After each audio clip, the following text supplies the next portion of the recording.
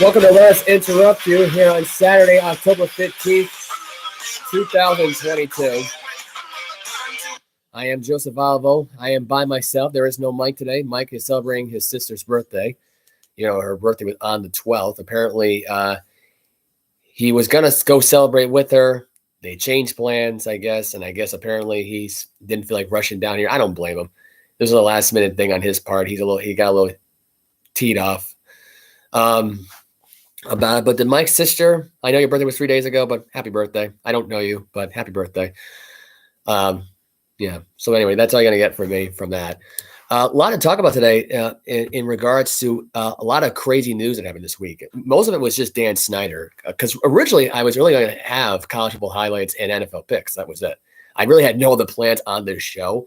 For the last 2 days, this show had nothing on the highlights right now for planning as far as the games right now that are on right now. Currently, if anyone's wondering, Tennessee is beating Alabama now 14-7. They're still early in the first quarter in that one. And I say early because it really only been like 8 minutes of like quarter time played in this game. So we have I have that update for you right now.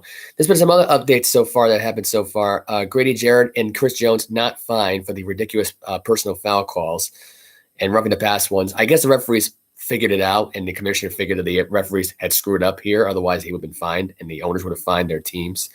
So that just came in just as of now. As I'm recording this episode, which is episode 87 here. We've done 87 episodes. We're about 13 episodes in this podcast right now, but a lot to get into with the Dan Snyder story. Deshaun Watson getting another lawsuit that came in my lap as of yesterday. Actually, when I first heard about the news, I was actually moving my truck during my EB training, which is when I heard the news in the first place, and the whole Jerry Jones stuff like this, and just more Dan Snyder stuff within the last 48 hours.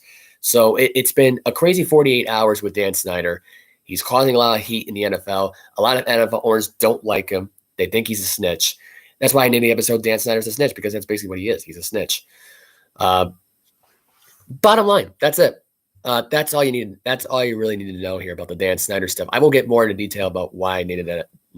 Why I'm going to get in detail about all the stuff that was going on with him this week. As I'm just adjusting my hair, I apologize. My hair is not the best right now. I had a crazy morning cleaning up my kitchen and cleaning up this living room. That's why I look spotless in here. Many of you may not agree or disagree on that. Who knows? But that is. So that's that. I got that story going. As that song, by the way, you were just listening to it in the opening, was Disturbed Indestructible. That song came out at least, I believe, 10 years ago, if I'm not mistaken. Anyway, besides that, you're gonna hear some news about Jordan Poole getting his 4-year extension, $140 million deal. I'll get more into that one later on. Carson Wentz suffered a finger injury. His status may be unknown, along with Tua's status at this point. There's been a lot of news within the last 24 hours here. I'm not sure what's going on in my feed right now. The Deshaun Watson lawsuit. Stefon Diggs was on Von Miller's podcast, and he's going to talk about. And I'm going to talk about what he had said on his podcast about him almost becoming a New York Jet. NFL picks, college football highlights, baseball postseason. We got a lot to unwind here. I'm going to figure out why this is not loading up on my phone, though. I am using my phone to look this stuff down. My Facebook app is not opening up for whatever reason. I'm not sure what the story is with that, why it's not refreshing, but it's not allowing me to even refresh the page. Here we go. So we're gonna get started on the. You know what? We might as well get started in college football. Before I dig deep into Dan Snyder, let's get started into the college football world, which is what was going on today in college football today. We're going to get the scores underway, get to these games really quickly, because there were a lot of big games. There were a lot of good games on today. A lot of games that were already over by the start of the by the start of the fourth quarter. Most of them were nail biters here. Might as well get started with the first game of the day. Kansas at Oklahoma. The Jayhawks went at 19th ranked going into today, facing unranked Oklahoma. The return of Dylan Gabriel today, as he made his return today. First quarter, they're at the 1-yard line. Javante Barnes, first touchdown drive of the day, 7-0. Oklahoma gets the lead up there right now. Later on, Lawrence Arnold getting a 39-yard touchdown reception from Jason Bean. Jason Bean on the day, 16 for 27, 265 yards, 4 touchdowns, 2 interceptions in that one. Later on, Eric gets a 2-yard run. Devin Neal with an 11-yard run, walks right in easily. Javante Barnes with another touchdown run from 6 yards out. Theo Wise getting a 24-yarder from Dylan Gabriel, making it 28-14. Eric Ray one more time, making it 35-14. And Mason Fairchild gets an 18-yard reception from Jason Bean. Dylan Gabriel gets a 1-yard run in of his own. Lawrence Arnold once again for a second touchdown of the day for Kansas. Oklahoma later on getting Braden Willits into the action right now. He gets a 26-yard pass from Dylan Gabriel, making it 49-28. Gabriel getting the trying to get him to a point. I think he got a touchdown there for Oklahoma there again. Kansas got a touchdown from Kai Thomas. Jack Smith with a 37-yard field goal. They get a 52-35, and Mason Fairchild getting another touchdown again. Was not enough though for Kansas, as Kansas gets upsetted or gets the heartbreaking loss in Oklahoma, making it 52-42 win for Oklahoma. They're now 4-3. Kansas drops to 5-2. I think Kansas here were a bunch of frauds. What it seemed like to me going into today's game. I was surprised by this loss. I did not expect this team to give up 52 points to an Oklahoma team that really, realistically is not that good.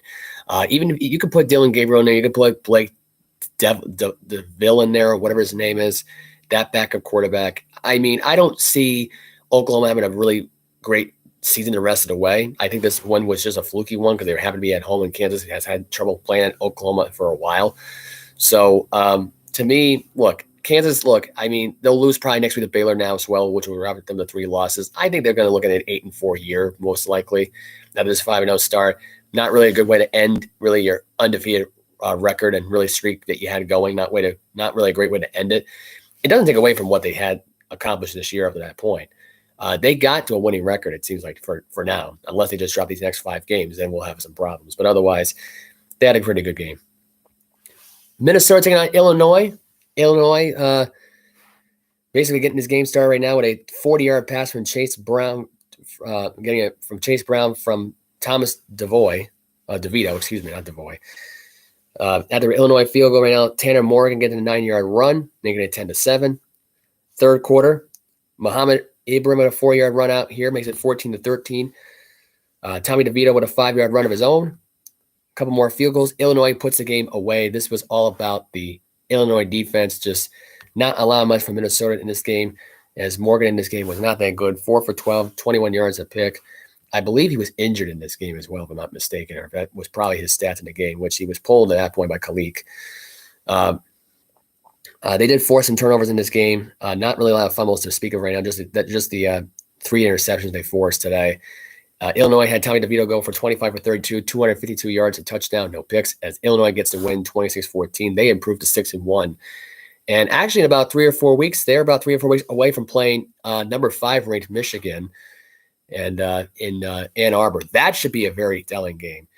And I can't believe I'm actually going to say this, but this might be better than the Ohio State Michigan game that comes up the week after that. It's kind of crazy to say at this point to try to predict that, but considering how good Illinois is defensively, it's a battle of defenses in the next 4 weeks here. And now a lot of people will be hyping that game up. And I honestly can tell you right now, Illinois might be the one that faces Michigan in the Big Ten championship. I don't know if Illinois and then will be playing again in this case. I believe Illinois is in the Big Ten West, if I'm not mistaken, or Big Ten South or whatever they go by right now, because I think it's East and West. So I think Illinois is in that West bracket as far as I know. I know Iowa's in there with them. Off chance here, I'm not sure where they be at this point, but I think Illinois and Michigan, we may see that matchup again. As much as I love Ohio State and I love I'm a big time Buckeye fan, I just think Ohio State offensively just can't figure out that Michigan defense. I'm sorry, they can't. And I gotta be honest, Blake Corum can run right through that Ohio State defense. I think Ohio State's defense is gonna have trouble with having 2 or 3 running backs to deal with in this game, plus the passing game on top of all this as well. So you add that in there, it's like a big oh no at this point. Speaking of Michigan getting to play today against Penn State today. First quarter, or I should say second quarter, Blake Corum rushing in for 1 yard out. Keenan Allen with a 1 yard run. Later on, Curtis Jacobs gets the pick 6, deflected right into his hands. Touchdown Penn State, 14-13. Michigan gets a field goal late in the game. Late in the second quarter, 16-14. Jake Pinger with a field goal of his own made it 17-16. And Donovan Edwards rushing out from 67 yards out from JJ McCarthy made a 2-point conversion, made it 24-17. Then Blake Corum after Penn State's turnover on downs there. First play of the drive, 61 yards, 31-17. Michigan puts the game away, wins it 41-17. Blake Corum and Donovan Edwards, you can argue right now, is a two-headed monster in Michigan. It reminds me of much of Alvin Kamara and Mark Ingram in New Orleans. They are a dangerous combo. They're scary. I think Blake Corum, for a guy who's playing like now, like he's a senior, I believe he's a sophomore or a junior, if I'm not mistaken. But yeah, he's just a beast. That's all you need to know. He's just a freaking beast. The guy's unstoppable. Michigan's a tough team. They are for real, in my opinion. They were for real before this game even began. Penn State was more of a fraudulent team, if we're going to really be honest with ourselves now going into today's game, because this was the big test today, and they blew it. I mean, at one point in this game, Michigan had 17 first downs from the offensive side of the ball to Penn State's 1. It was 17-1 at one point in this game. They were 0 for 6 on fourth downs. This was almost like rewatching the Lions-Patriots game from last week. Basically, it was what it was from last week. This was not a good game. That's all I got to say. This game was a terrible game from Penn State. Michigan ran them over. The game was already over by that point anyways. So that's all you need to know there now going forward with that. Texas taking on Iowa State, 22nd ranked Texas. As I got done with the other highlight of the ranked team, we're still going with ranked here. We went from 10-5 to 22 versus not ranked. Quentin Ewers right now getting a big game today. He had 172 yards and 3 touchdowns today. I'm just saying by the touchdown margin of things. The yards, not so great. Hunter Deckers had a big game today, 329 yards, 2 touchdowns and a pick. In the end, though, Texas got the game-winning touchdown from Ewers to Xavier Worthy. Bijan Robinson went to 28 carries, 135 yards. As Texas getting the win today, 24-21. They survive Iowa State. They dropped to 3-4.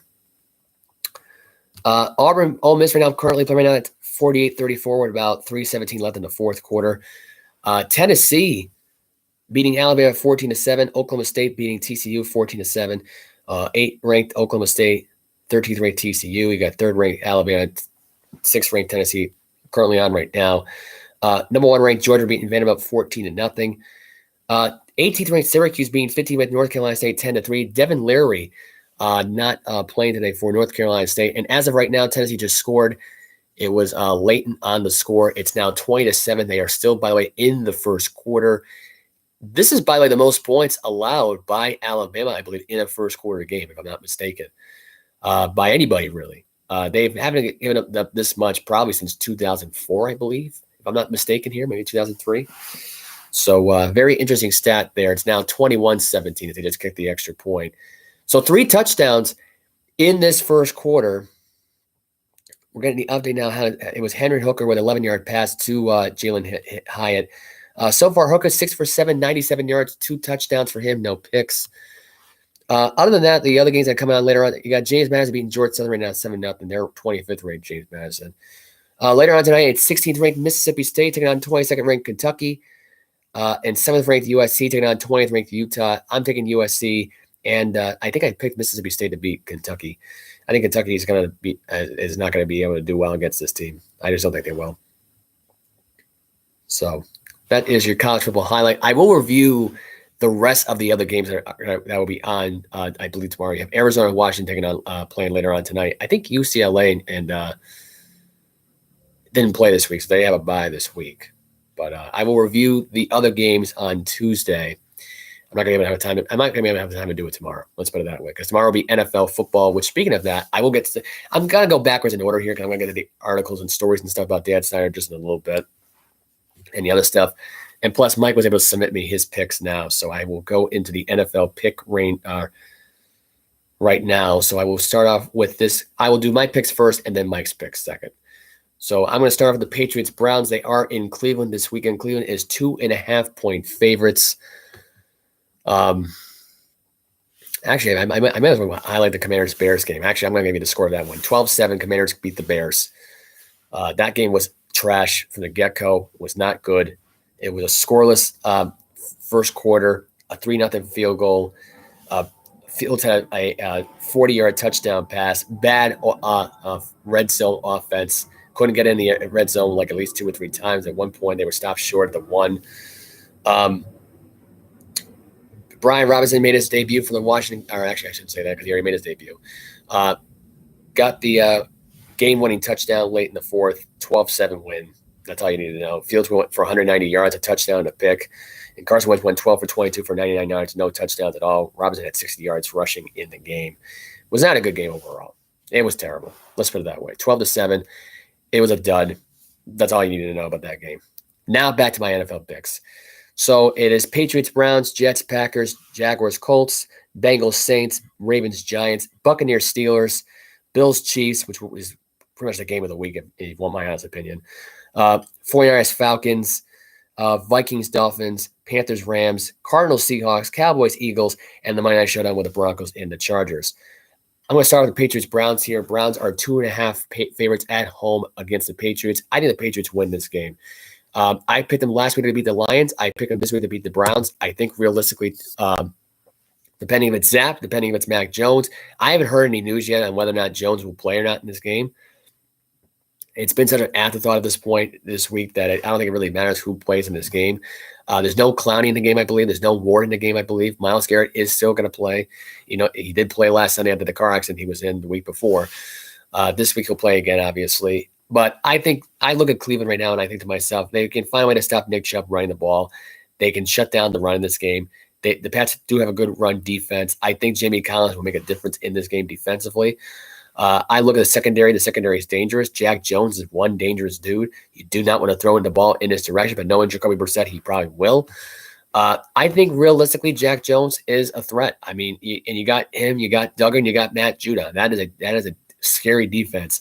I think, and for a team who's 2-3 in last place in the AFC East right now, don't be surprised that they start out 3-3 here. This is where they were last year. They got on that huge winning streak. They won 8 straight at that point.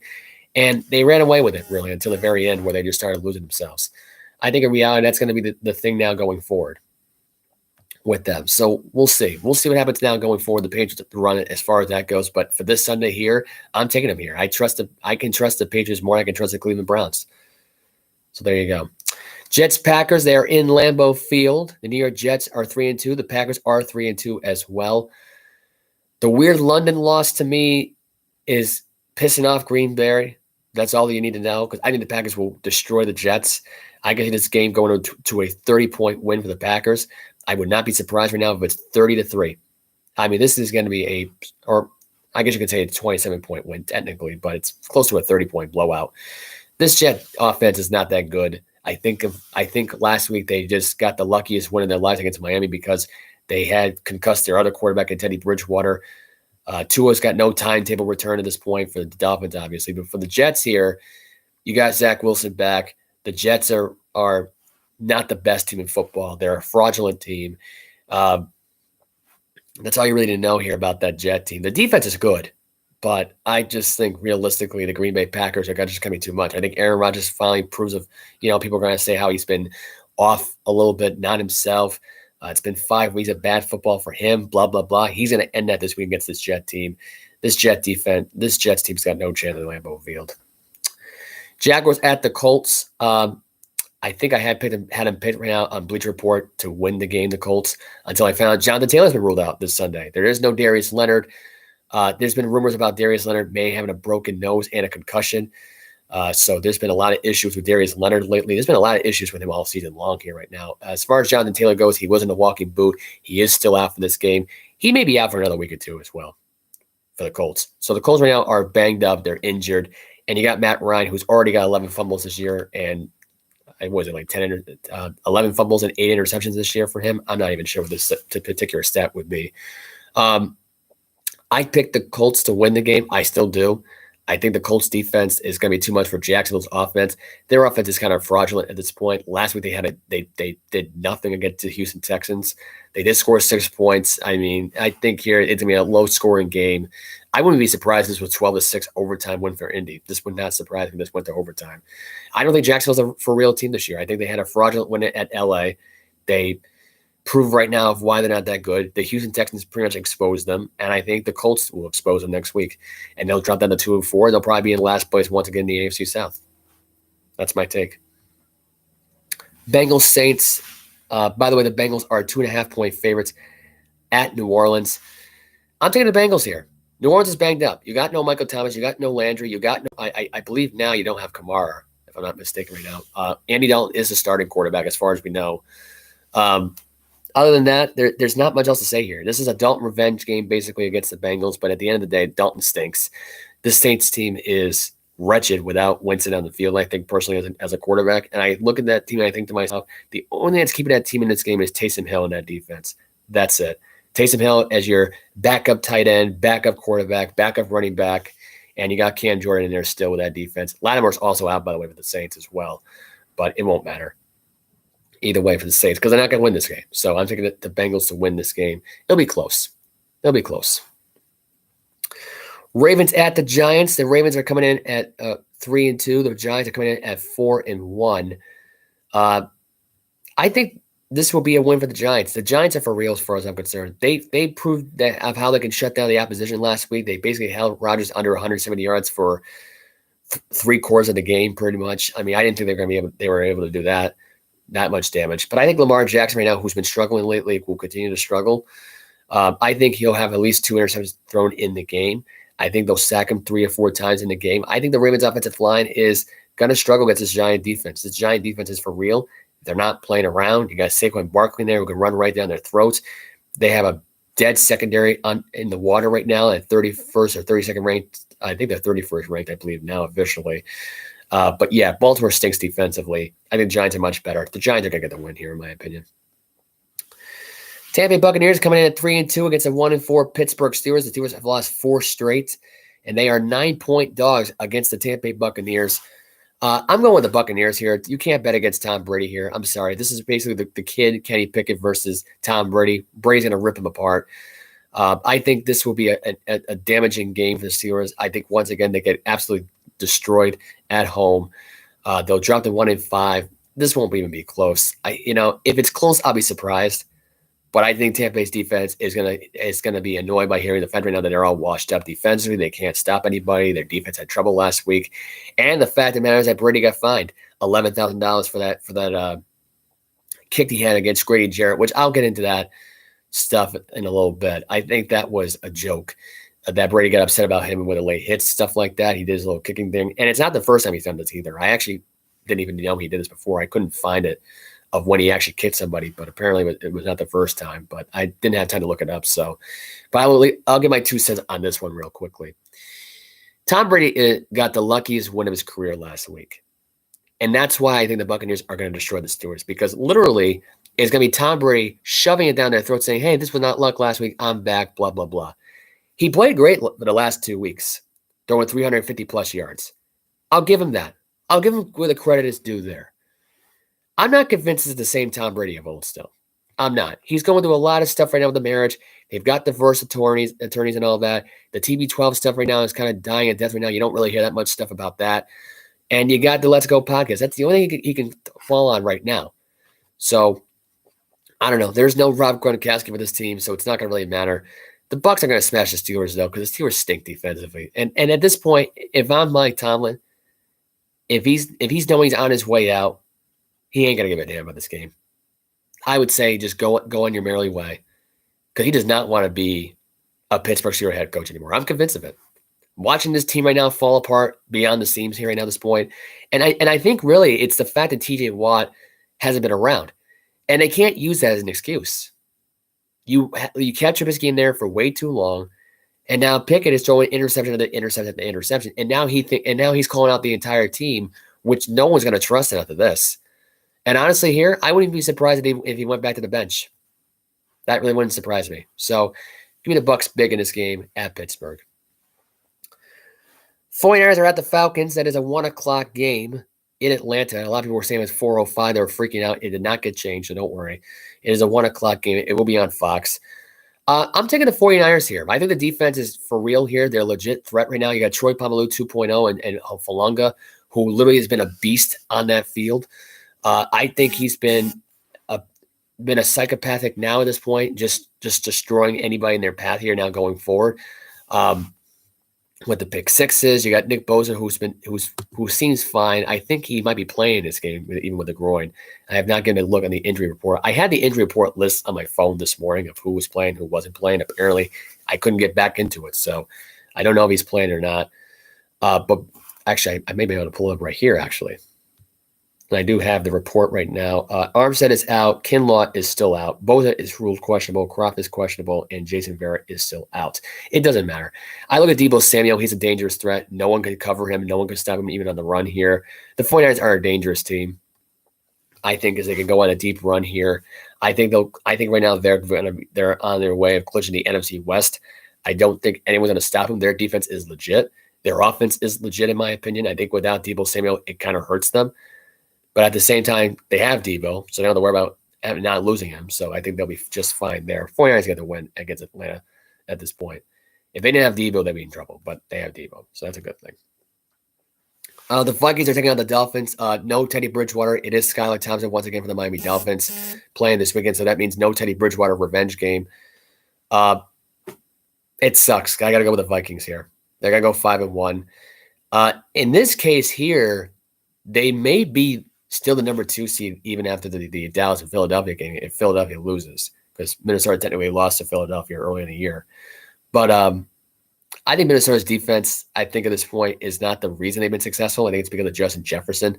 I think Justin Jefferson is going to go off in this game. Miami does not have a great secondary.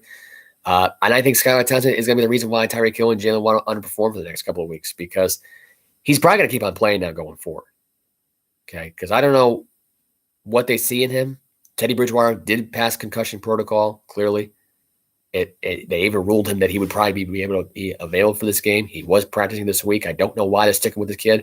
He sucked last week, and now he's going to suck this week. So I think Miami's making a mistake here putting him in at quarterback. I don't think he's really that great. I think he's overrated, if you ask me. My cousin was telling me how great he was. Not my cousin Michael, but my cousin, my other side of the family, my father's side of the family, Anthony, was telling me that how he was a good kid, he could throw, blah, blah, blah. Overrated, in my opinion. He is. And it showed in that game last week against the Jets. So when they lost 40-17. So he's not that great. He really isn't. We have Panthers at the Rams. This will be the tank game because PJ Walker is playing the game. Baker Mayfield is out for 2 to 6 weeks with a high ankle sprain. I look at it like this. It's going to be Chris McCaffrey's last game as a Carolina Panther because I think he gets traded. I think he gets traded by the end of next week. I don't see how he plays in this game great here, knowing that he's on his way out the door, why he would even care. He leads in rushing this year with 72 carries for 324 yards and 2 touchdowns. There is no Cam Akers because he's dealing with some personal problems for the Rams. He's been ruled out. So he will not play this Sunday for the Rams. The Rams' offensive line is terrible. The defense is below average at this point. Panthers are just as bad. I think they can benefit from a trade with their defensive players like Shaq Thompson and Kevin Burns or Keith Burns. I think his name is. I can't remember. I think it's Keith. It is Keith Burns. I'm sorry. But yeah, the Panthers, I think realistically are going to dump their players.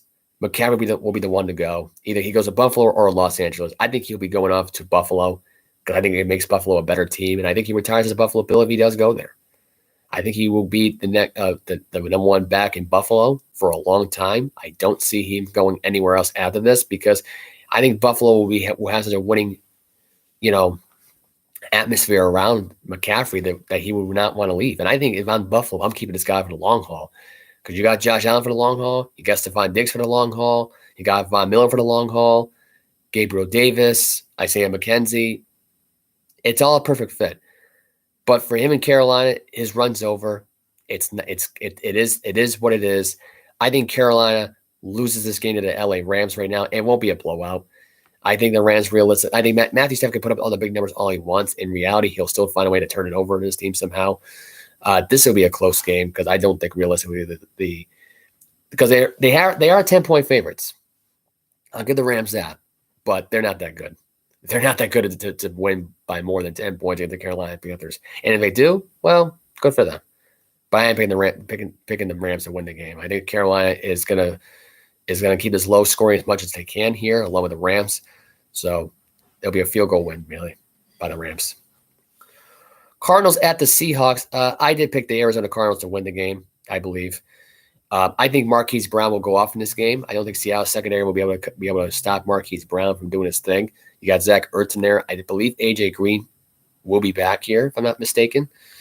And he is off the injury list, which means he's not injured, so he'll be playing this weekend. Brian Murphy Jr., rule is questionable. Trayvon Mullen is out.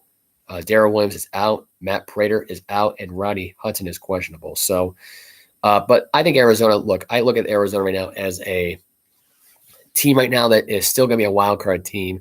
They will get into this whole winning forte pretty soon.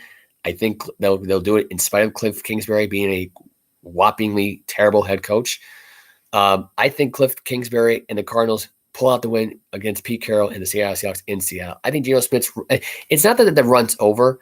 I just can't see realistically Geno Smith pulling up the upset against Kyler Murray and the Cardinals. I really can't. And especially the Cardinals are 2-point favorites on the road. That's even better than that. Buffalo Bills at the Kansas City Chiefs. This is a big weekend right now for Buffalo and Kansas City. Buffalo having the number one ranked defense and the number one ranked offense in the league, taking on Patrick Mahomes and the Chiefs, who have the number two ranked offense in the league. Trent McDuffie is on the injured reserve list. Cook is out. Brian Cook, the safety. Trayshawn Wharton is out, and Rashad Fenton is ruled out. Jake Camaro is out for them. Tre'Davious White is out. Micah Hyde's on injured reserve, and Jordan Phillips is ruled questionable. I believe he had a leg or knee injury, I believe, if I'm not mistaken. So yeah, I got Buffalo in this game. This is a must-win for Buffalo to stay in the zone right now to be the number one seed. They need to host the AFC title game this year at home this year. I don't see how Kansas City can overcome that Buffalo defense at this point. They are terrorizing the offensive lines out there. I think Kansas City's offensive line is next on the list. We've seen Kansas City's offensive line tremble at bad-ass defenses. And I think Buffalo's one of those defenses. Kansas City, I remember when Kansas City had a good offensive line back in 2003 with Trent Green at quarterback, which they had Larry Johnson and Priest Holmes at running back, and you had Dante Hollis at wide receiver, and you had Kinson, and you had Tony Gonzalez at tight end. That was a great offense in Kansas City, and I believe they were the number 2 seed, if I'm not mistaken, that year back in 2003. But this Kansas City Chiefs team kind of reminds me of that sort of. I think here you're going to look at the exact same fate for this team. They're going to lose at home. Back in 2003, they lost an AFC division round game at home against the Colts, which they had a great defense that year, and Peyton Manning was their quarterback. So I'm just putting it out there. It's almost like a similar kind of storyline here with the Bills and Chiefs right now. I think it's the rivalry today of the NFL. These two guys put on games of the year, caliber games every single year. I just can't see Buffalo losing this game on the road. I really can't. They're 2.5-point favorites. This will be a very, very close game. I would not be surprised if this came down to the wire in the end with, in reality, a bad field goal kick and by Buckner, who I believe is playing in this game. So I believe right now Kansas City will lose this game at home by a field goal with Buffalo winning. I think Josh Allen goes off. He throws a game-winning touchdown. Kansas City trying to get back in the game. They try for the field goal to force overtime. They missed a kick. It's all drama there. And I think Buffalo gets the win. They go 5-1. They're the number 1 seed going forward. We got 2 more games to pick right now. Cowboys, Eagles. I'm going with the Dallas Cowboys. I think the Dallas Cowboys defense will be relentless against the Philadelphia offensive line. They will terrorize that Philadelphia pass attack. I think the fact that you're going to have a nice defensive battle in this game between those two defenses, between Philadelphia and Dallas, I think Dallas here will just run the ball more here in this game. There is no Dak Prescott in this game. You will have Cooper Rush once again. He will be the first undrafted quarterback in franchise history, in NFL history, I should say, to go 6-0 in his 6 straight starts. It's going to happen. It's one way or the other here, but it won't really be because of him. In fact, I wouldn't be surprised if he throws under 75 yards in this game, and the Dallas Cowboys will still win. I think you're going to have Tony Pollard along with Ezekiel Elliott running the ball right now. Dallas' offensive line is a lot more better, I think, than Philadelphia's offensive line is. I think Jalen Hurts is going to feel the pressure of the Dallas Cowboys coming in. He just can't seem to get over the hump of beating this team. I'm sorry, but Jalen Hurts is, I would say, against the Dallas Cowboys, frightened by them half the time. So I am taking the Dallas Cowboys in this game to win on the road in Philadelphia. I think it's going to be by a touchdown here. I think it will be a 21-14 win for Dallas. And finally, Monday Night Football, it will be the Denver Broncos taking on the Los Angeles Chargers. Broncos 2-3, the Chargers are 3-2. And I think the Denver Broncos will drop to 2-4 because I'm taking the LA Chargers to win at home. Justin Herbert is way too much. You're going to get Keenan Allen back by week 7. You got Mike Williams. You got Austin Eckler. That team is on a mission, as far as I'm concerned, in winning the AFC West. I'm not sure if they'll win the AFC West, but I think right now they're in line right now. Along with Kansas City to do it. But I think that this starts here by beating Russell Wilson on Monday Night Football on the grandest stage of the regular season in Los Angeles. And really a way to get the Los Angeles fans to like football, to legitimately actually like football, and to actually get yourself in a playoff hunt. So you got to do it here this Monday night if you're the Chargers, and I think they will. Now for Mike, I'll give you his picks for the week. He picked the 49ers to win, picked the Pats, picked the Packers. He picked the Jaguars, which I disagree with him about that one. Picked the Dolphins. I totally disagree. I don't think he realized that Skylar Thompson's playing in this game. Picked the Bengals. He picked the Giants. He picked the Bucks. He picked the Rams, Seahawks, Bills, Eagles. I believe that's it. And the Chargers. So there you go. That was his picks for the week. Now, we got to get into the – oh, this got blurry. No, it's not what I wanted to do. I didn't even realize that came out blurry like that. That is not good. That means one of two things happened because I've been having an issue with my phone. Because what I usually do on the show is sometimes that I take a picture of what I write down for the show, for content, of what we're going to talk about here. But apparently my camera did a blurry picture. So I'm going to do a test here, see what happens here if that comes out dirty. So I just took a picture of my remote just now, as you can see here. Now, the last picture here was this. This is all blurry. This is what my notes were looking like on the show. It came out completely blurry here. So I don't know if that's a good thing or a bad thing here. Really hope that doesn't happen again. I thought it came out good. I guess it came out blurry. But we're going to start off right now with the news about Carson Wentz, which he suffered a finger injury versus the Bears, status unknown. He went off at Coach Ron Rivera did during a press conference. I do have that saved on here. So here's Ron Rivera on Carson Wentz. And this is him responding to regarding a question about report that he didn't pick Carson Wentz to be the team's quarterback. So this is what the audio sounded like here. So here it is. You know, and they've played their asses off. They played their asses off for everybody. They come out and they show up. They work hard. All right, they don't complain. Okay, they hear all this stuff and they got to deal with it. I get that. I respect them for it because they're resilient. They come out. Everybody keeps wanting to say, I don't want anything to do with Carson. Well, I'm the guy that pulled out the sheets of paper, that looked at the analytics, that watched the tape in the freaking when we're in Indianapolis. Okay? And that's what pisses me off. Because the young man doesn't deserve to have that all the time. I'm sorry, Doug. So that was Carson Wentz. That was Ron Rivera on his comments right now about not picking and having rumors saying that he didn't want Carson Wentz. I really don't believe that story. I think that this is just the media at this point who's just trying to basically just make Washington more an inferior, irrelevant football team that's just now going to go out to the coach right now and get them all excited over nothing here. And that's what they got out of it. To me, this is the NFL not buying to Carson Wentz. That's basically what it is. They're not buying to him playing the way he's playing.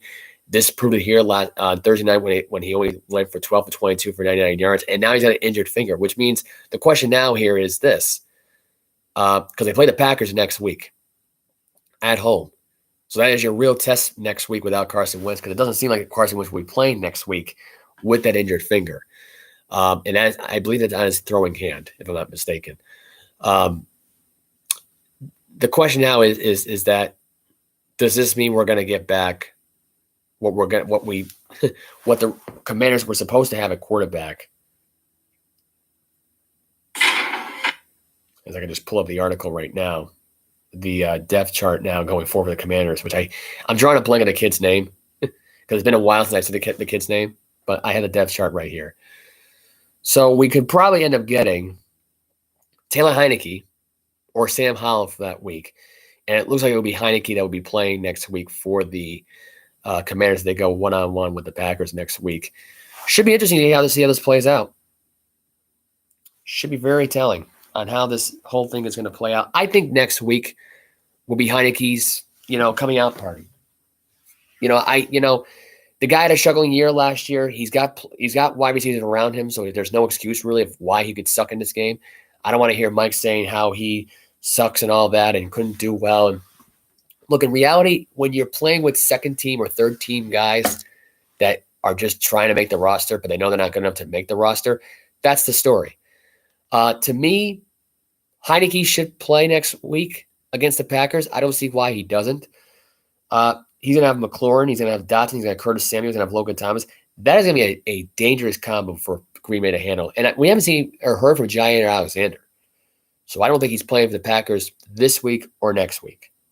So I believe he's still out with that groin injury too, if I'm not mistaken. So we'll see going forward with that and how that is playing now going forward with them.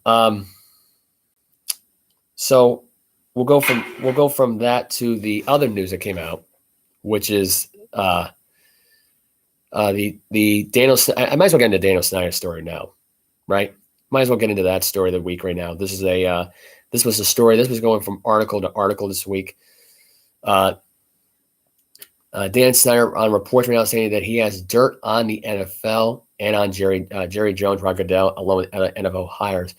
So the NFL owners, after hiring a personal investigation, that they are now investigating this whole situation. So this is what was written here by Doric Sam on Bleacher Report.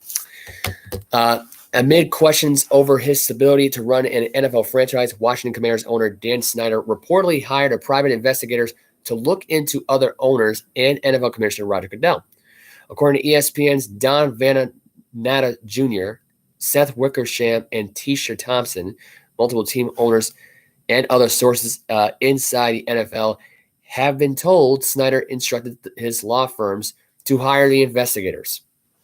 One owner said he was told directly by Snyder that he has dirt on the Dallas Cowboys CEO Jerry Jones, who has been Snyder's longtime friend and mentor. The report illustrated a change in the relationship between Jones and Snyder.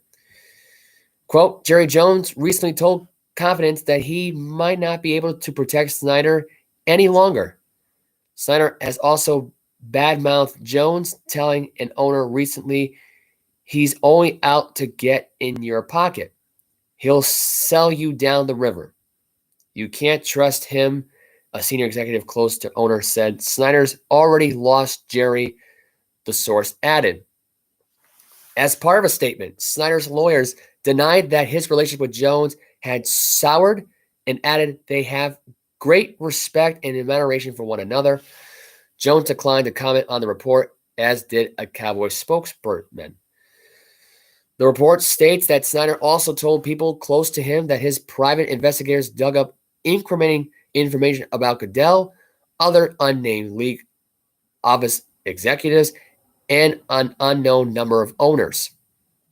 There were a bit of skepticism from league sources, with some speculating about what investigators could have uncovered, while others are wondering whether Snyder actually has anything at all and is bluffing as a scare tactic.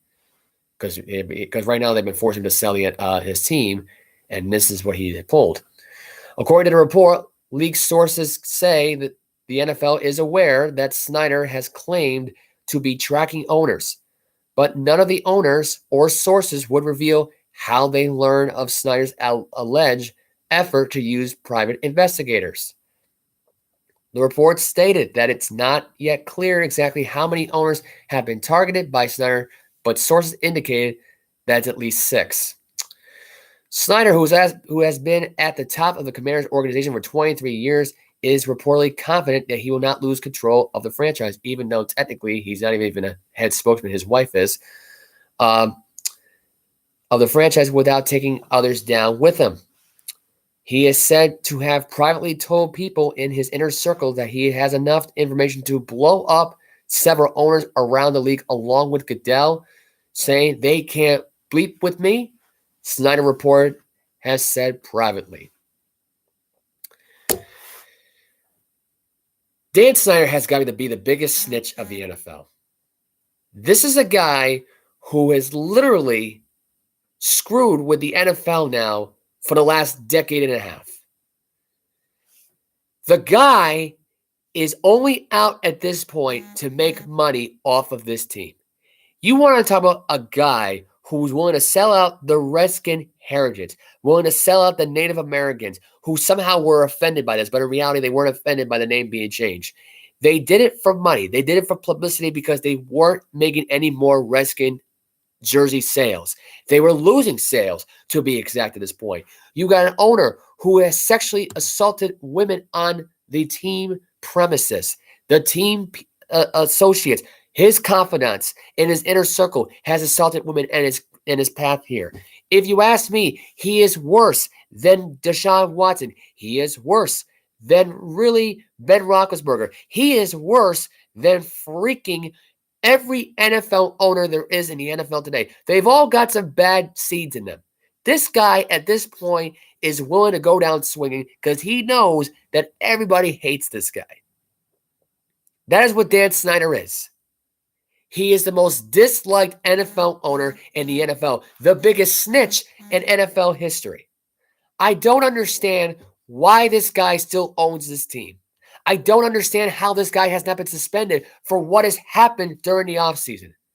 What has come out and the evidence shows right there and then. There's people testifying. There's NFL owners that have gone against this. There's even people who call the games on the Commanders radio station talking about this guy's past, talking about the team the team confidence they have, the inner circle who's assaulted these women, abused women, abused the entire staff of the Commanders to the point where half of them have freaking quit. It's almost just as bad as the Ellen DeGeneres show, how she abused her staff. It's 100 times worse. And if you ask me that this freaking guy still is around in the NFL today is insane. And now there's a report coming out. This is according to Black and White Sports too. I think this is coming from the Outkick here, Yahoo Sports, whatever the case may be, Wall Street Journal, that apparently Dan Snyder leaked the emails that had something to do with John Gruden and NFL Commissioner Roger Goodell and NFL PA DeMaurice Smith. By the way, DeMaurice Smith and Gruden are fine, by the way, apparently, is what I've been hearing. I don't know if that's true or not. But the whole thing that really gets me here is this, is that this is because apparently John Gruden had something on Snyder. And maybe Snyder struck first, and that's what got Gruden fired from his job. Why that happened, I have no idea. Why he went after the Raiders organization, I have no idea. Why he went after John Gruden and Mark, it's beyond me. Apparently, he's one of the owners that doesn't like Dan Snyder that much, and that's what happened. Why is he leaking out stuff anyway that it's none of his concern? I don't know. Is he asking for trouble? Is he asking for every NFL team to basically just dislike this team? Because that's what he's doing. He's willing to take out his own team if he's being forced out. Jeff Bezos, by the way, who owns Amazon, wants to buy this team. Goodell is trying to make it happen. He's got dirt on Rod Goodell. I bet he does. I think every NFL owner has dirt on this guy. What else is freaking new?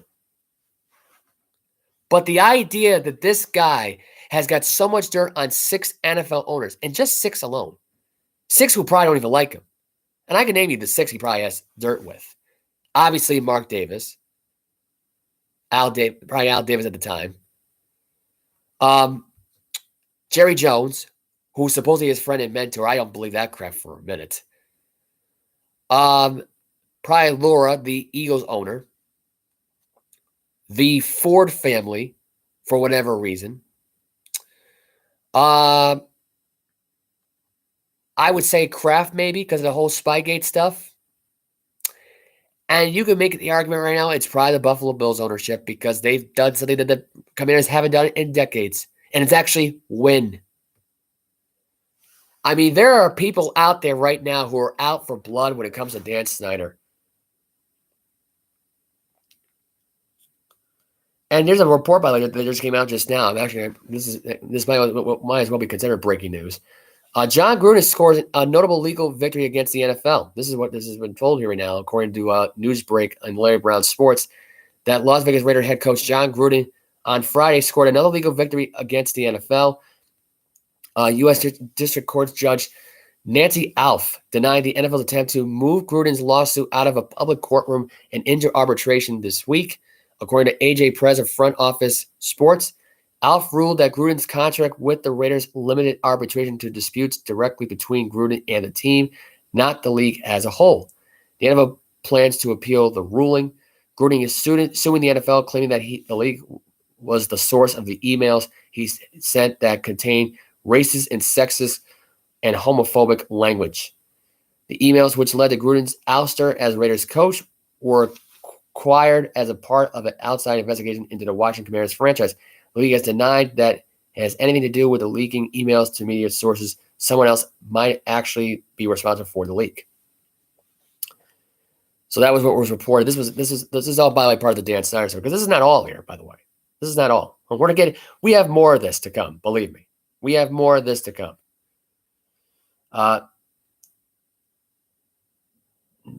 This is right now what the story was being told right now going forward.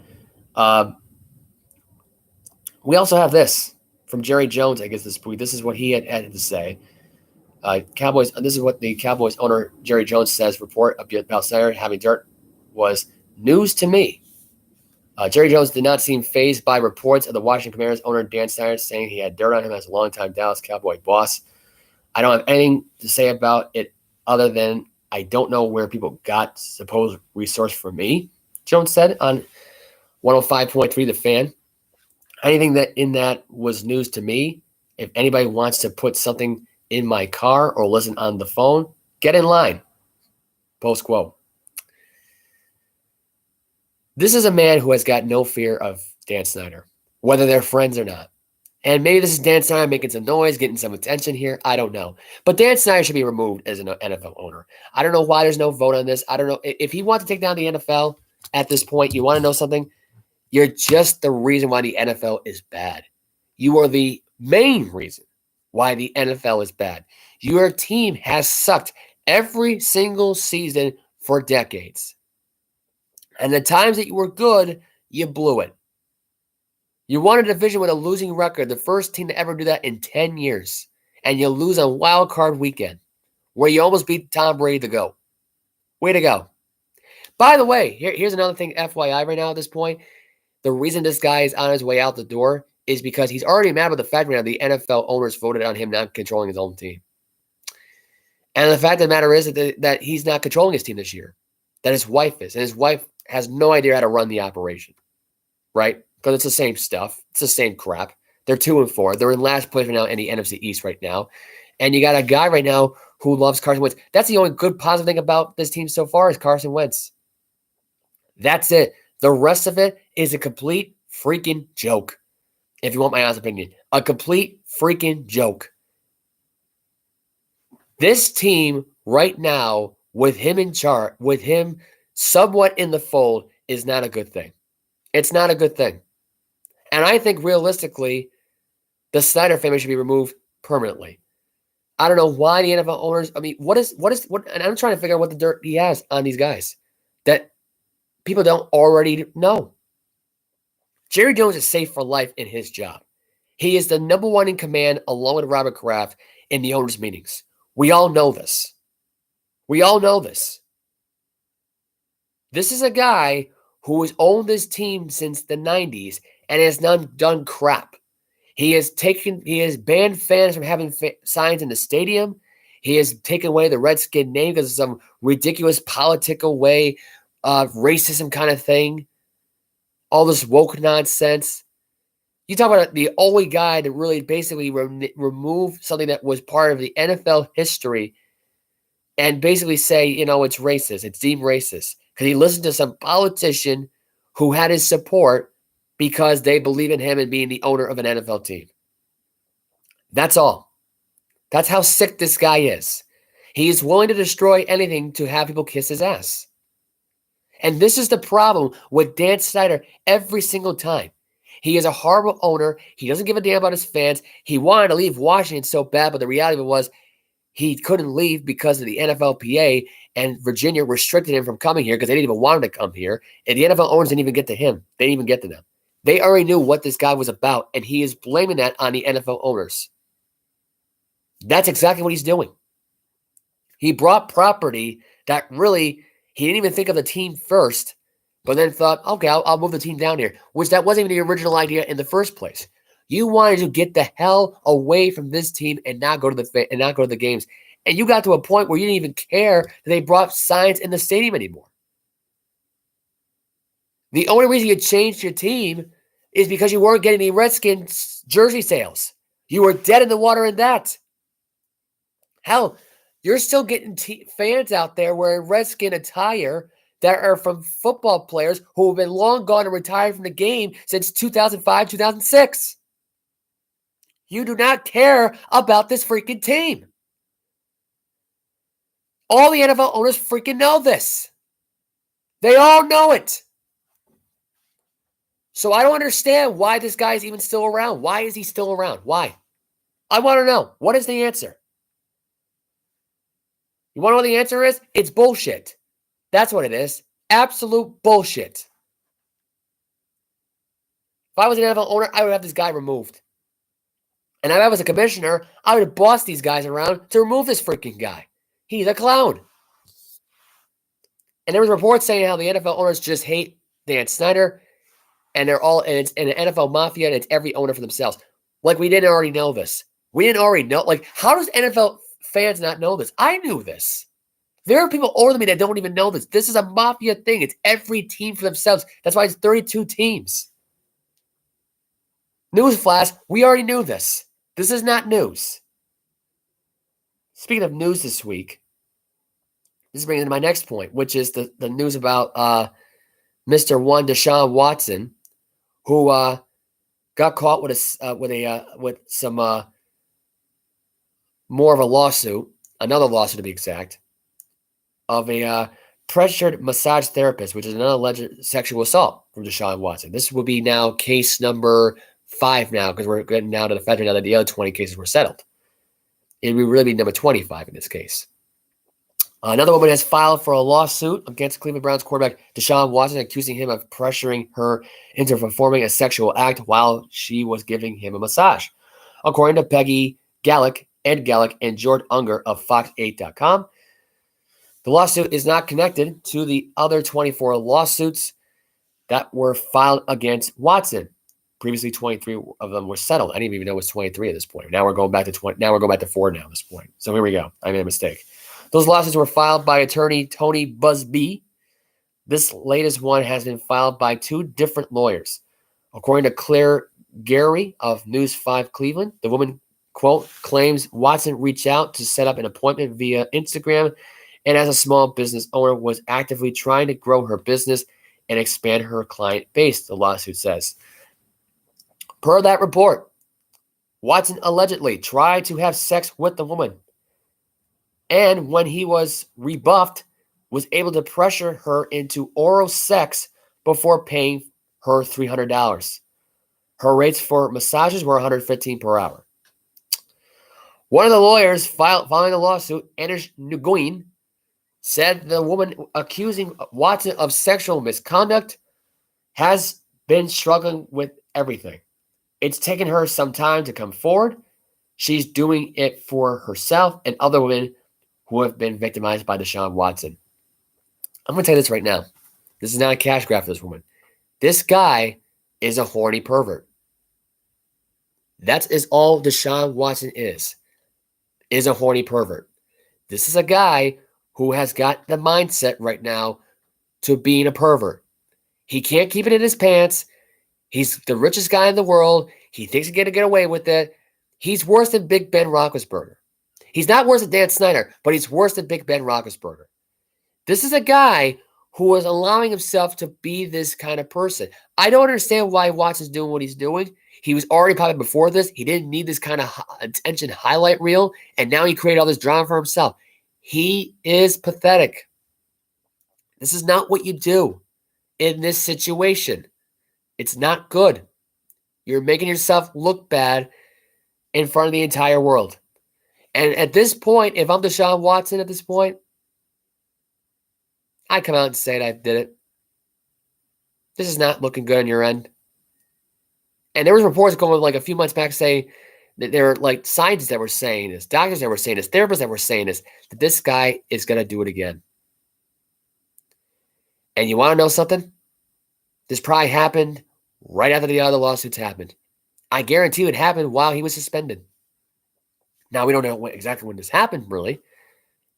But in reality, he is a predator.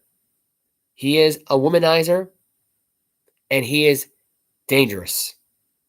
This man should be ridden out of the league, period. This guy is a pervert. That's all there is to it. He is one of those guys that will target young women, vulnerable women, take advantage of their situation, and penetrate. That's it. Plain as day, plain as simple. The guy will go after women. He is a guy that doesn't have no respect for women, doesn't give a damn about women. And you know something right now? He's pathetic. He's pathetic in my opinion. Very pathetic. What a loser Deshaun Watson is. And I hope he gets suspended for the entire season. I hope this actually turns back around and bites him in the ass. I hope they actually rule this on his suspension and suspend him even longer. Do it for the entire season. Why not? They don't need him anyway. They're fine. They're not going to be a playoff team this year anyway. So it doesn't really matter. There you go. There's my thought process on that one. Davante Adams was charged with a misdemeanor this week after shoving a camera crew guy during the loss last week against the Chiefs. My thought was on this one is that Stephen A. Smith said this pretty clearly on his show. In fact, I have the article right here. He was charged with a misdemeanor for assaulting the cameraman. Jameel Hill went on record saying this was based on racism. Davante Adams went too far. He shouldn't have shoved the guy on the ground, to be fair here. But I think it's a cash grab. I think it's an excuse for the camera guy at this point. And people are going to say that that's not a racist thing. It wasn't racist. There was nothing racist about this whole thing at all. This was all about a cash grab. He heard about he knows who Davante Adams was. He won money, and there you go. That's it. That was my take. That's really was his takeaway. But I'm going to give you the audio about what he said here.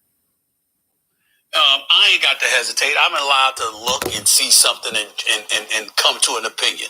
This is a money grab. I'm accusing the guy that you're damn right it is. Okay, you got pushed to the ground, you got right back up. The next thing you know, you at the police department, and now you filing some charges. Okay, please, ain't nobody fool. This is a money grab. That's what it is. Okay.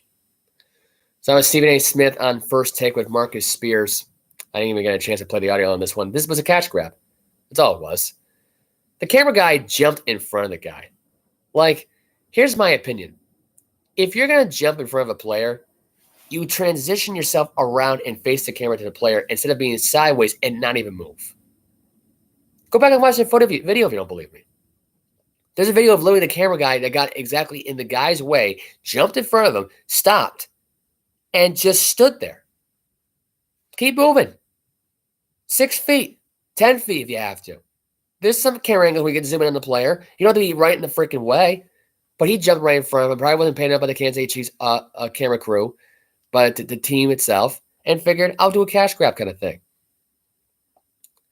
Suppose he was hurt, but he wasn't. He was at the police station, so he didn't really go to the hospital. There's no hospital bill for this whole thing, but he's being charged with an assault. I think it's pathetic. I think it's a cash grab thing. I think it's a horrible way of looking right now for Kansas City at this point. You got to have a camera guy that you don't pay well to do that. I think it makes him look bad. It makes Davante Adams look bad.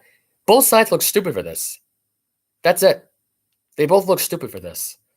There's no other way of treating it. They both look stupid. So, that's that. Stefon Diggs was on the Voncast this week, Von Miller's podcast, and he went on record as saying how he was almost traded to the New York Jets, how the Vikings and Jets almost pulled off a trade. They were They were not able to pull the trade off in this case here right now, but this is what he had to say here. I think I have – do I have the footage right here? No, I don't. Okay. He wanted the details scrolling up about how he almost got traded to the Jets. Unfortunately, the trade fell apart. Gee, what a surprise. The ownership, I can tell you right now, I'm not surprised by it anyway. It was Joe Douglas and Woody Johnson, who was the owners of the Jets. They are crappy owners. They do not know how to run a football franchise, period. They were pathetic. They let Stefon Diggs go to the Buffalo Bills instead.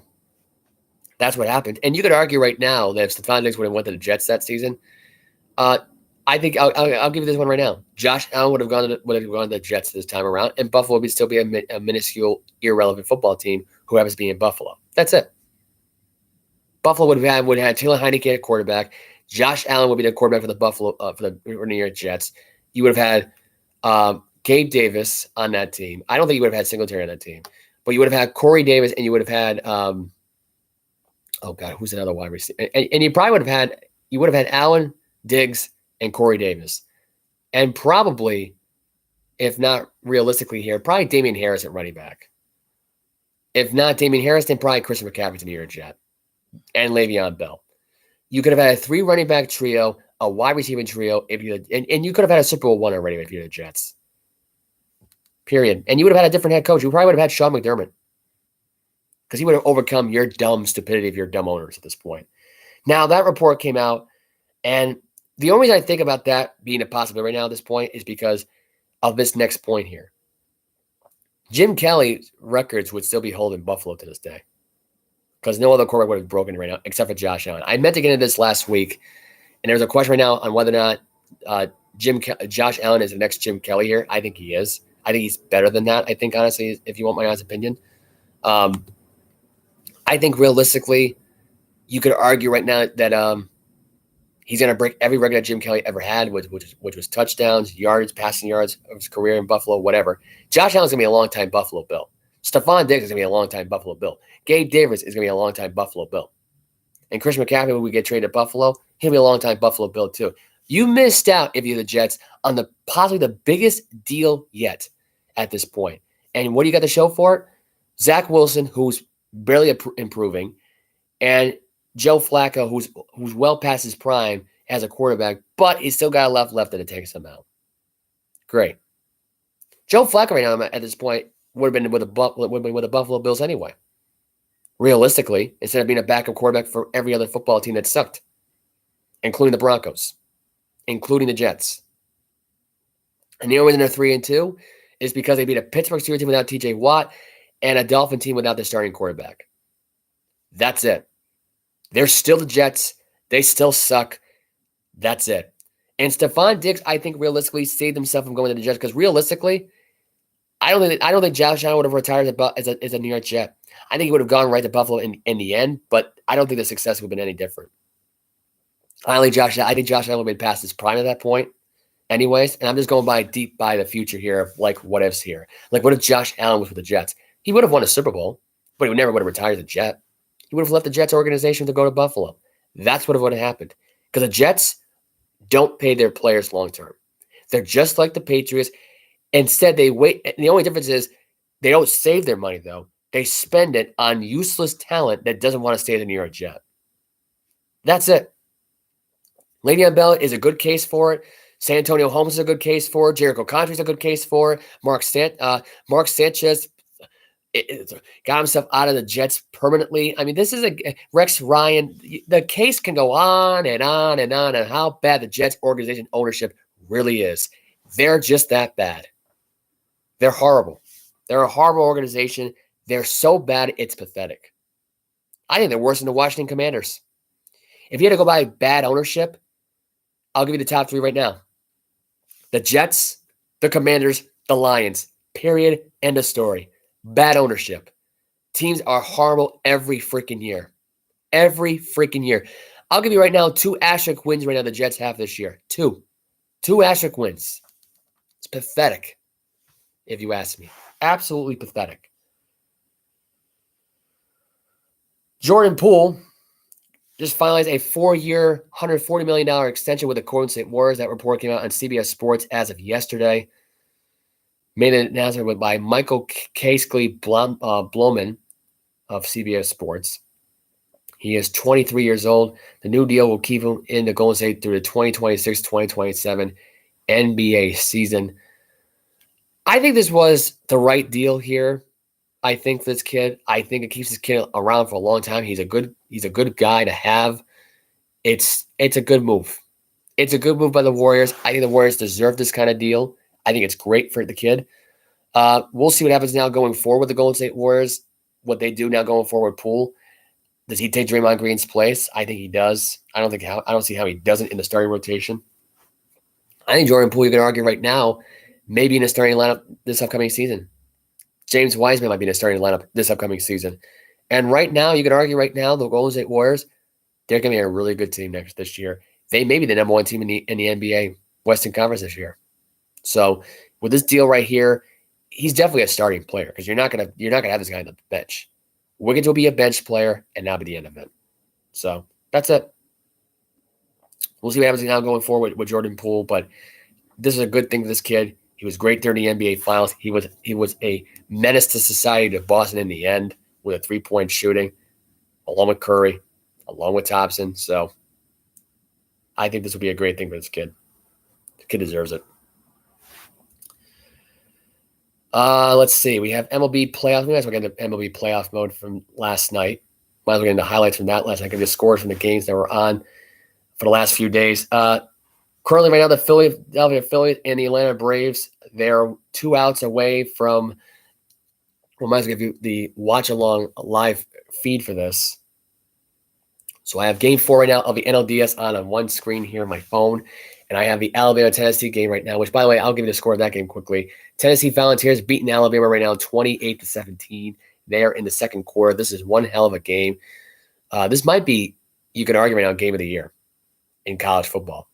I don't know if it'll top Kansas TCU's drama, but it's going to be close. You could argue it's one of the games of the year. I still think it will be Kansas and TCU from last week, but I think this game might be close. By the way, right now they're attempting a 43-yard field goal because Brooks had a drop pass. Tennessee tried to go for it on fourth down and failed. Right now, the kicker just got the game down to 8 points. It's now 28-20 in Tennessee in Wheeling Stadium.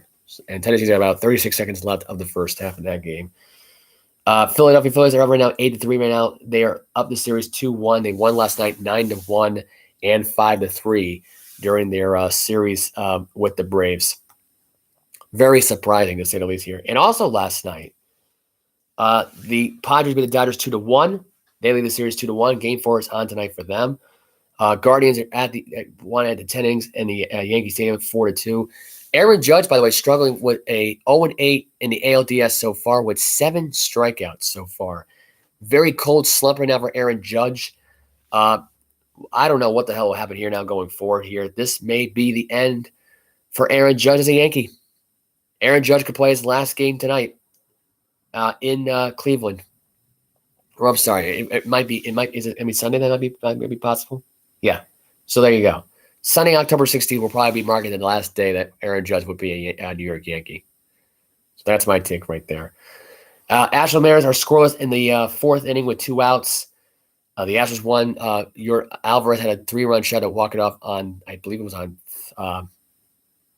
Wednesday, I think, if I'm not mistaken. And it was Thursday was the 4-2 win. It was Wednesday. So Wednesday was the walk-off. Or no, Tuesday it was. I'm sorry. It was Tuesday. Wednesday, the Padres got the 5-3 win against the Dodgers, and the Braves got a 3-0 win, which tied the series up. The Philadelphia Phillies opened with a 5-3 win, I believe. On that, or 7-6 win. I'm sorry, 7-6 win. I'm thinking 5-3.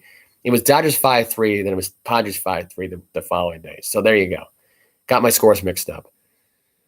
Anyway, so tonight's games will include the Yankees Guardians and the Dodgers and Padres. Both games are 7:30 for the Yankees, 9:30 for the Dodgers. I will say this, though, about the Padres in this series.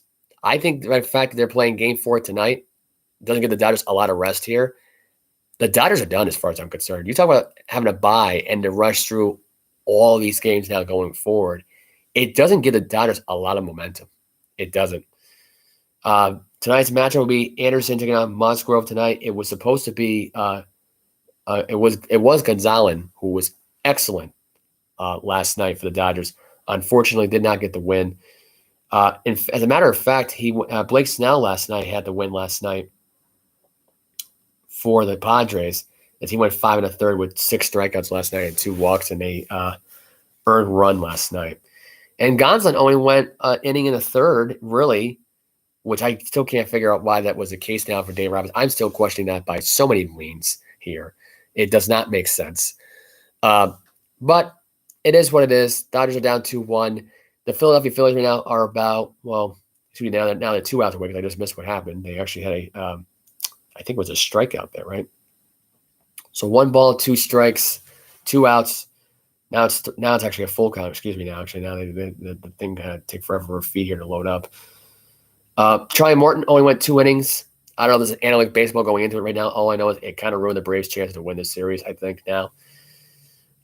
It is a 3-2 count with 2 outs in the 9th. Philadelphia Phillies could get their first playoff series win since 2012, I believe, if I'm not mistaken here, 2011. So, because Philadelphia Phillies have struggled now to get in the playoffs now for a while. So this is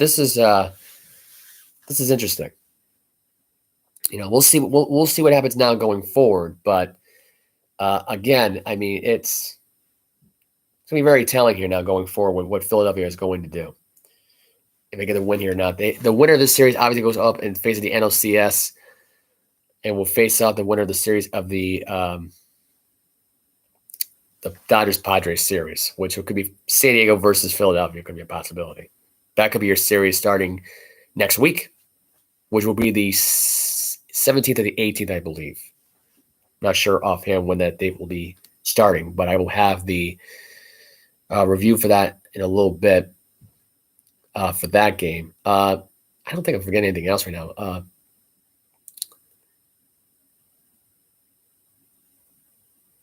Tennessee right now just had a Hail Mary throw. I don't think it was by Henry and Hooker. It was by McCoy was going for the catch. I think Henry Hooker. It was Milton III who made a throw there. It was a deep throw. McCoy almost had the tip there, but he would have been sure of the one anyway for Tennessee and Alabama. This is like I said, I'm reviewing that game, reviewing this game, and that was it. Denard had a swing and a miss strikeout. Ball game over. The Philadelphia Phillies advance. The World Series champions come up short against the Philadelphia Phillies in Philly, getting the 8-3 win. The game is over. Philadelphia Phillies did get the win here today. The runs scored today by Philadelphia goes along like this. You had Marsh with a 3-run shot, make it 3-0. The bottom of the second inning, Arca had a home run. Romulo had an inside the park home run, 3-run shot to center field. Matt Olson had a homer for Atlanta.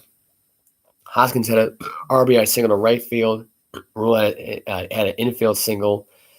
Harper had a single to left field, RBI.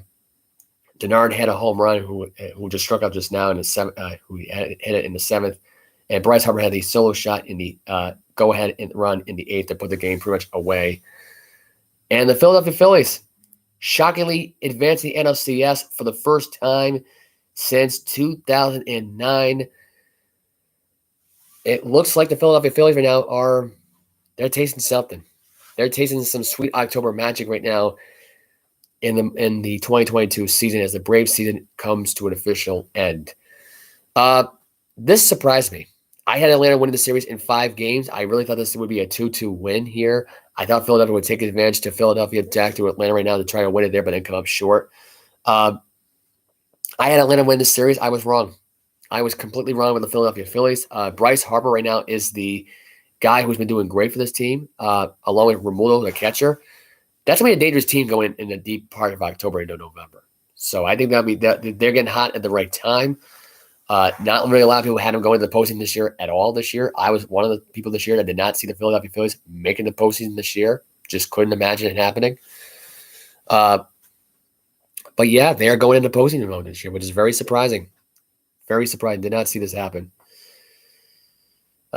Before I get into more baseball news right now, I'm getting a live feed now of the Mariners-Astros game. I want to get into the Boston Bruins talk, which is they started their regular season as of Wednesday. They got the big winner over the Capitals 5-2. Oilers got to win this week. They got the 5-3 home opener win on Wednesday. The Ducks won in overtime against the Kraken 5-4. Avalanche won on Wednesday 5-2 with the Blackhawks. They raised the banner. Maple Leafs lost the Canadiens 4-3 on Wednesday. The Thursday scoring looked like this: Penguins won 6-2. Panthers beat the Islanders 2-1. Maple Leafs won 3-2. Stars beat the Predators 4-1. And Flames beat the Avalanche 5-3. The Golden Knights won 1-0. The Sabres won 4-1 over the Senators. Flyers beat the Devils 5-2. Rangers beat the Wild 7-3. The Kraken won 4-1 over the Kings. That was Thursday's scores. Friday's back to the scores right now for Friday. For Friday night, it was Lightning that got the win over the Blue Jackets 5-2. The Red Wings beat the Canadiens 3-0. The Winnipeg Jets beat the New York Rangers 4-1. And the Hurricanes beat the San Jose Sharks 2-1. Now tonight, you got Coyotes, Bruins, Lightning, Penguins, Senators, Maple Leafs, Ducks, Islanders, Predators, Dallas Stars, Calgary Flames taking on the Edmonton Oilers. Las Vegas Golden Knights taking on the Kraken. They're Kraken are 1-0-1. The Golden Knights are 2-0 so far. Vancouver Canucks are now up 2-1 right now in the second period. Panthers got the win earlier today in Buffalo 4-3. And Red Wings are taking on the Devils later on tonight at 7 o'clock. It is hockey night here in October. We have NBA regular season opener starts next week. Other than that, that's really much it for hockey and basketball news. NBA preseason news so far looking interesting. So far, and we got the preseason started right now. The Celtics are 2-2. The Sixers are 4-0. The Heat are 4-1. The Kings are 4-0 in preseason. The Thunder are 5-1 in preseason. Pelicans are 4-1. Timberwolves are 4-1. Lakers are 1-5 in preseason action this year, and they've lost all their home games during the preseason. So nobody seems to care about that. But this Tuesday coming up will be 76ers at the Celtics and Lakers at the Warriors. And I'll give you Wednesday's tally right now. Why not here? Magic, Pistons, Cavaliers, Raptors, Thunder, Timberwolves, Hornets, Spurs, Mavericks at the Suns, Wizards at the Pacers, Rockets at the Hawks, Pelicans at the Nets, Bulls at the Heat, Knicks at the Grizzlies, Nuggets at the Jazz, and Trailblazers are at the Kings. So that is it there for the NBA tally for Tuesday and Wednesday. I will give you the Thursday and Friday and Saturday night highlights in a little bit. But yeah, that's going to do it for the show. I will review the primetime college football games on Tuesday, along with the NFL games on Tuesday. That will be all the show's going to be about. I will give you my NBA predictions for this week coming up from Tuesday, Wednesday, Thursday, and Friday. And I will give you whether or not they won their games or not on Saturday. So that will be the NBA. It will be an NBA, college football, hockey, baseball playoffs. It will be a busy weekend. So that's it. I didn't think it would be this was not really that long of a show today. Hour and 23. It's my average for these shows really when I do it by myself. It is getting a little bit dark in here. I probably should have put some more lighting on in here. But oh well. I'm okay with the lighting in here. The lighting is actually a lot better than it would have been in the kitchen anyway. It is 5:32. So I am signing off right now. That will be the end of today's show. I will see you all on Tuesday. You know my social media. I'm out. Have a nice weekend, guys.